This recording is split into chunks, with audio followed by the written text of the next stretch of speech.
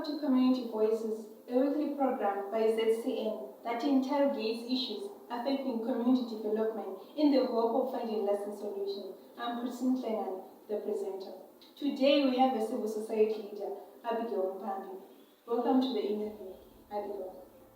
Thank you so much. To get us going, I'm sure our viewers would like to eat from the horse's mouth. In brief, who is Abigale Mupambi? Thank you so very much once again. My name is Abigale Mupambi. I'm a pro-democracy activist. So to speak, a human rights defender. I have, of course, experience in civic society. I've led community-based organizations. I speak about progress coordinating trust as a director. I have led the movement #The Constitution and the national coordinator of the Civic Society and Churches Build Forum. I don't want to spend the whole day talking about the profile. Thank you. Abigale, residents are worried of what they term as state-sponsored and democratic political interference in urban municipalities by the opposition MDCT over who should be councillor. To make matters worse, this is at a time when service delivery in most urban areas is also at its lowest ebb. As a rights leader, what's your response to these concerns? It's unfortunate. The service delivery question has been neglected. It is now power politics that has taken over everything. No one is talking about the sewer systems. No one is talking about the health system. No one is attending to the people's issues. So it's pathetic. Every day, including media, everyone is excited about who is controlling what way, and the citizens have been left struggling at the moment.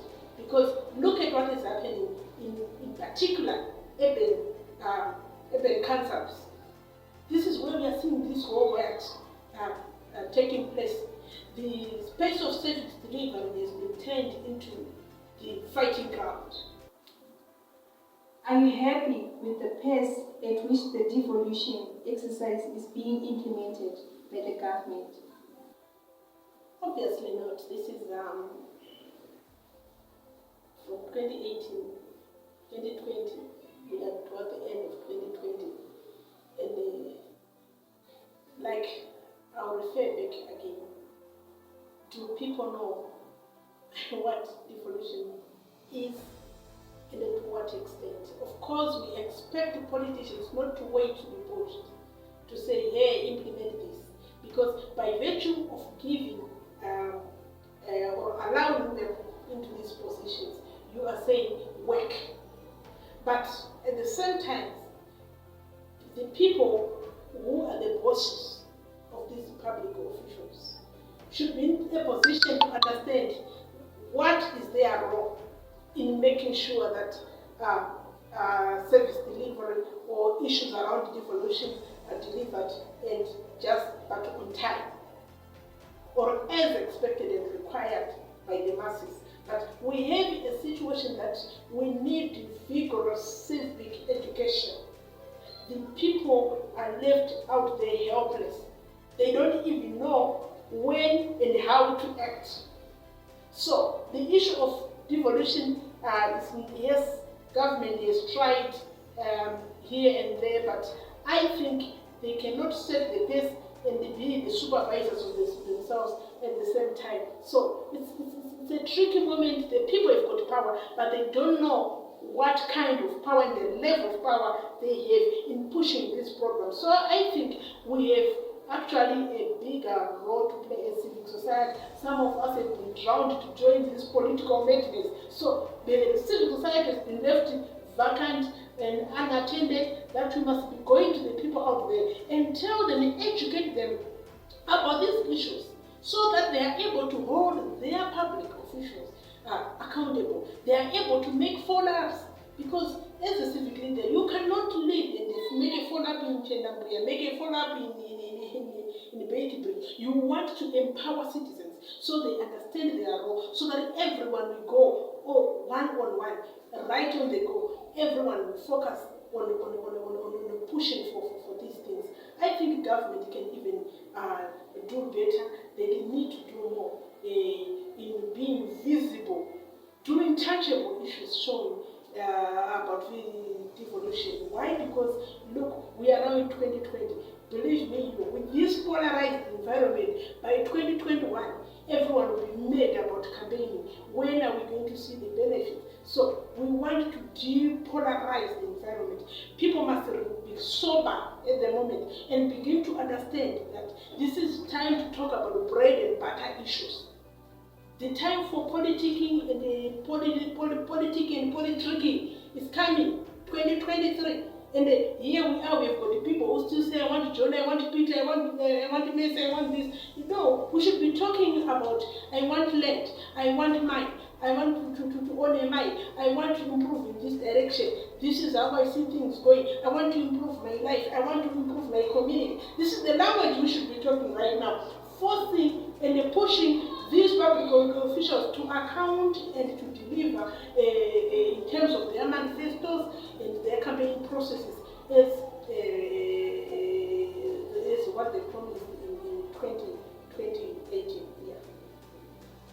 Given the continued sorry state of service delivery, how would you rate the new dispensation's performance, particularly that of local government Minister July Moyo?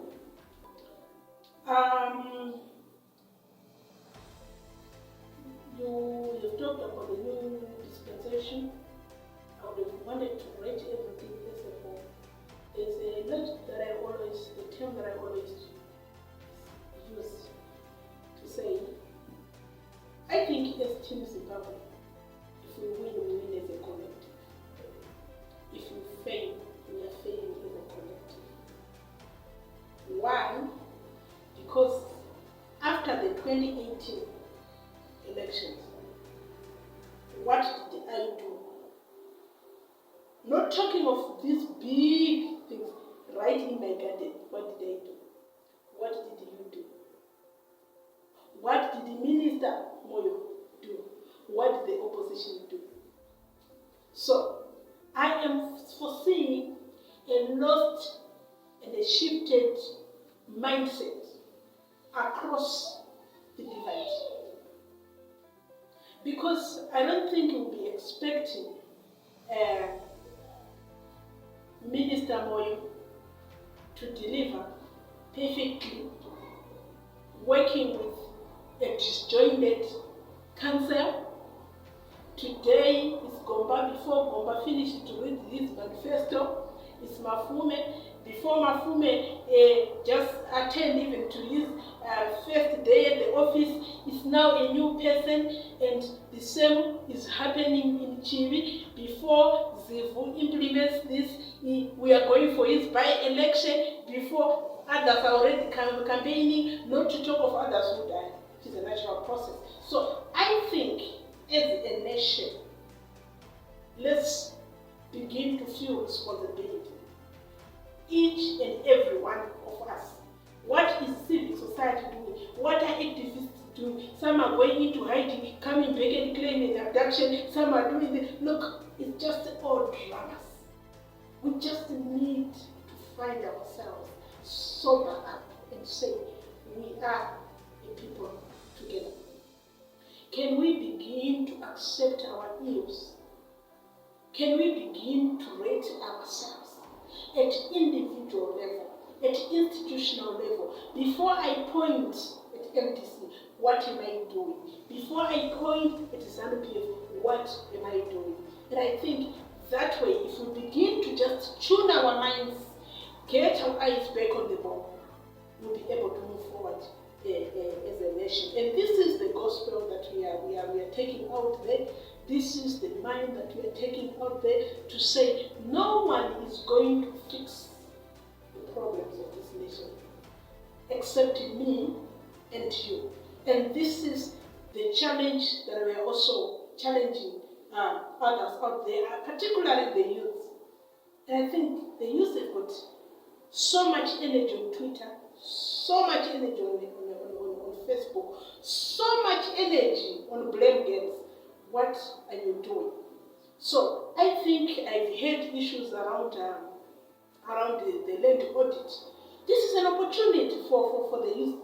You rather be seen demonstrating to say I want land, but to demonstrate that I want you, brother, so much to get into power. I want Peter to do this. I want Johnny to rise. I want them to do well. Take your position, take your role. Those in innovation, innovate. Those in climate change. Tell us the innovations. How do we adapt? How do we move forward as a country in the wake of climate change? Here is an approaching rainy season. What can we do? Advise us from NAST. Advise us from these universities. Everyone is on WhatsApp. Everyone is on Twitter. Doing what? We are a lost generation. We just need to reset our minds and be able to probably energize ourselves and understand and then say this, we can do it.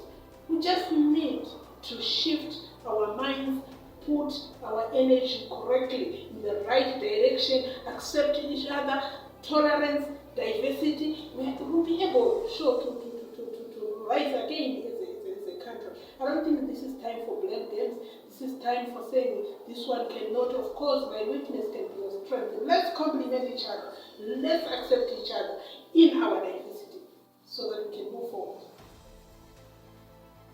On numerous occasions, the government has set up commissions to run municipalities, and these again have failed.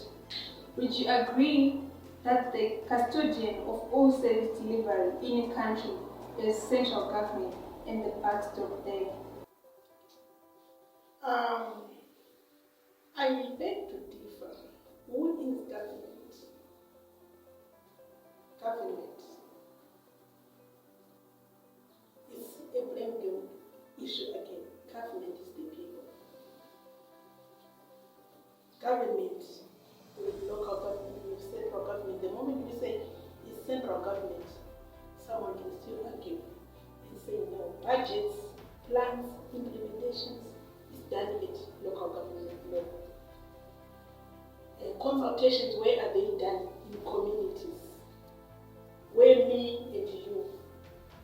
I think we just need to change the whole approach. I've talked about the electoral systems which look like a fraud at the moment, which we need to attend to. Starting from the masses, we need the civic leaders to begin to lobby for balanced laws that can protect the voices of the people in the electoral systems. Coming on to civic service delivery, the people in Melbourne, the people in the movie, the people in those councils, they are the ones that know what exactly they want. Why did they vote those people? But the problem is that after voting those people, the tables will turn. Those people, they go back to the people as bosses. And the people still don't realize the power within them. So I still feel that there is need for massive civic education so that as we move forward, we have everyone doing something about their situation. Genuinely, this issue of politicking and the propaganda continuous will not take us anywhere. So, service delivery and the propaganda as you find these are worlds apart. Service delivery are the tangibles. You know very well what you want. You know very well where your councillor is. You know where the council is. We know where your administration is. We are taking things into action. And this is where we are lacking as a country. July Moyo, Minister July Moyo, he can still sit back like this, and you are the boss, you are busy calling him the boss. You don't even know what you should be doing. So I think that we have a serious issue in terms of the electoral processes, which looks closely like an electoral fraud. Something must be changed in terms of those laws so that the voices of the masses can still be protected. If people want to recall whether ZANU-PF or MDC, they may need to go back to the